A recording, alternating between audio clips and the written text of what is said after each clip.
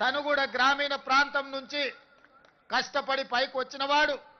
కార్మికుల కష్టాలు తెలుసుకొని రాష్ట్ర ప్రభుత్వానికి వారధిగా ప్రయత్నం చేస్తాడు, వారధిగా ఉంటాడు అని వారిని నియమించడం జరిగింది.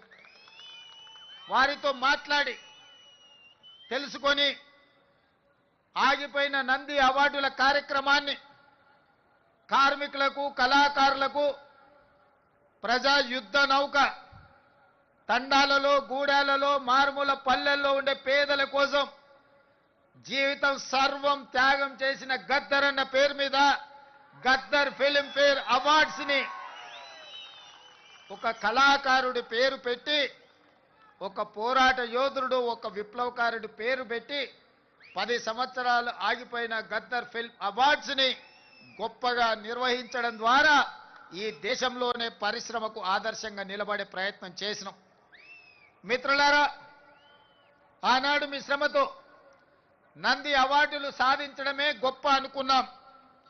కానీ మీ శ్రమ వల్ల హైదరాబాద్ నగరంలో విస్తరించిన తెలుగు సినీ పరిశ్రమ నంది అవార్డులు కాదు, ప్రపంచంలోనే గొప్ప అవార్డైన ఆస్కార్ అవార్డులకి ఈరోజు గుర్తింపు పొందింది. అంటే ఆ శ్రమలో డైరెక్టర్లు, నటులే కాదు, దాని వెనుక నిరంతర శ్రమ ఉన్న ఈ కార్మికుల యొక్క శ్రమ ఉన్నది.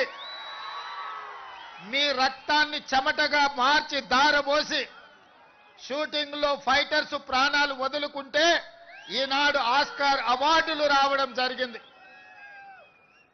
ఈనాడు తెర మీద మీరు కనిపించరు, 2.5 గంటలు తెర మీద కనిపించే రంగుల రాట్నం, దాని వెనకాల ఉన్న మీ కన్నీటి చరిత్ర ఉన్నది. ఆ విజయం వెనకాల కార్మికుల యొక్క శ్రమ ఉన్నది. ఈనాడు మహిళా కార్మికులు కూడా తమ జీవితాన్ని, సర్వాన్ని త్యాగం చేసి ఈనాడు సినీ పరిశ్రమను నిలబెట్టడానికి ప్రయత్నాలు చేస్తున్నారు. అందుకే మిత్రులారా, మీ కష్టాన్ని తెలుసుకోవాలి, మీకు ఈ ప్రభుత్వం అండగా నిలబడాలి, మిమ్మల్ని వీలైనంత మేరకు ఆదుకోవాలి. తద్వారా తెలుగు పరిశ్రమ ఈనాడు టాలీవుడ్గా కాదు, హాలీవుడ్ నుంచి కూడా ఇక్కడికి వచ్చి షూటింగ్లు జరగాలి. ఈ హైదరాబాద్ నగరం ప్రపంచ సినీ పరిశ్రమకు ఒక వేదిక కావాలన్నదే నా ఆలోచన.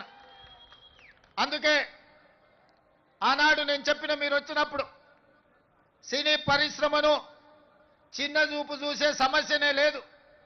ఈనాడు ప్రతివాడు, నేను ఐటీ ప్రొఫెషనల్లను, హైదరాబాద్ నగరానికి ఐటీ అడ్డాను, ఫార్మాస్యూటికల్ ఇండస్ట్రీ అను ఏ విధంగా అయితే చర్చ జరుగుతుందో, ఫిల్మ్ ఇండస్ట్రీ కూడా ఈ తెలంగాణ రాష్ట్రంలో ఐటీ పరిశ్రమ ఎట్లనో, ఫార్మా ఇండస్ట్రీ ఎట్లనో, మా రాష్ట్ర ప్రభుత్వానికి ఫిల్మ్ ఇండస్ట్రీ కూడా అంతే ప్రాధాన్యత, అంతే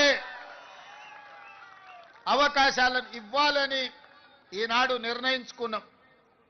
మనము తెలంగాణ రాష్ట్ర ప్రభుత్వం తెలంగాణ రైజింగ్ 2047 అని ఒక విజన్ డాక్యుమెంట్ ఈనాడు మనం తయారు చేస్తున్నాం. రాబోయే 100 సంవత్సరాలకి మన రాష్ట్రం ఏ విధంగా ఉండాలి, ప్రపంచ దేశాలతో ఏ విధంగా పోటీ పడాలి.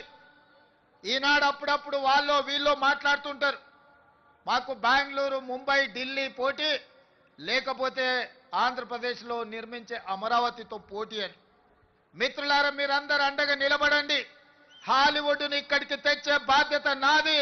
న్యూయార్క్, టోక్యో, సింగపూర్, దుబాయ్లతో పోటీ పడే విధంగా మన సినీ పరిశ్రమ మిత్రులు విదేశాలలో షూటింగులు కాదు, అద్భుతమైన రామోజీ ఫిలిం సిటీలో హైదరాబాద్ నగరంలో ఇక్కడ షూటింగులు చేసుకునే విధంగా ఇంకా స్టూడియోలను, కార్మికులను ప్రోత్సహించే బాధ్యత తెలంగాణ రాష్ట్ర ప్రభుత్వం తీసుకుంటుంది. అందుకే మిత్రులారా, ఈనాడు తెలంగాణ రైజింగ్ 2047లో మీకు ఏ విధంగా అయితే ఐటీ పరిశ్రమకు ఒక చాప్టర్, ఫార్మా ఇండస్ట్రీకి ఇంకొక చాప్టర్, ఎడ్యుకేషన్ ఎంప్లాయ్మెంట్కి ఒక చాప్టర్, హెల్త్కి ఒక చాప్టర్ ఎట్లయితే ఉందో, ఫిల్మ్ ఇండస్ట్రీ కోసం కూడా ఒక చాప్టర్ పెడతాం. ఫిల్మ్ ఇండస్ట్రీని అభివృద్ధి చేసి ఈనాడు కొత్తగా మనం నిర్మించుకోబోయే శంషాబాద్ ఎయిర్పోర్ట్ కూతవేటు దూరంలో 30,000 ఎకరాలలో భారత్ ఫ్యూచర్ సిటీని నిర్మించుకోబోతున్నాం మనం. ఏ విధంగా అయితే హైదరాబాద్లో చిత్రపురి కాలనీ, ఫిలిం నగర్, కృష్ణానగర్ వెలిసినాయో ఖచ్చితంగా మీకందరికి భారత్ ఫ్యూచర్ సిటీలో మీ పాత్రను మీకు అవసరమైన అన్ని విధాలుగా ఆదుకొని అక్కడ మీరు ఉండే విధంగా చర్యలు చేపడతానని చెప్పి ఈ సందర్భంగా మీకు అందరికీ తెలియజేస్తున్నా. ఈరోజు హెల్త్ ఇన్సూరెన్స్, డెత్ ఇన్సూరెన్సే కాదు, మా కార్మికులు ఆరోగ్య భద్రత పూర్తి స్థాయిలో తీసుకోవాలని, అనుకోకుండా ప్రమాదవశాత్తు ఎవరైనా మరణిస్తే ఆ కుటుంబాలను ఆదుకోవాలని. ఇదే కాదు, నేను ఈ వేదిక మీద నుంచి మా అధికారులకు ఆదేశాలు ఇస్తున్నా.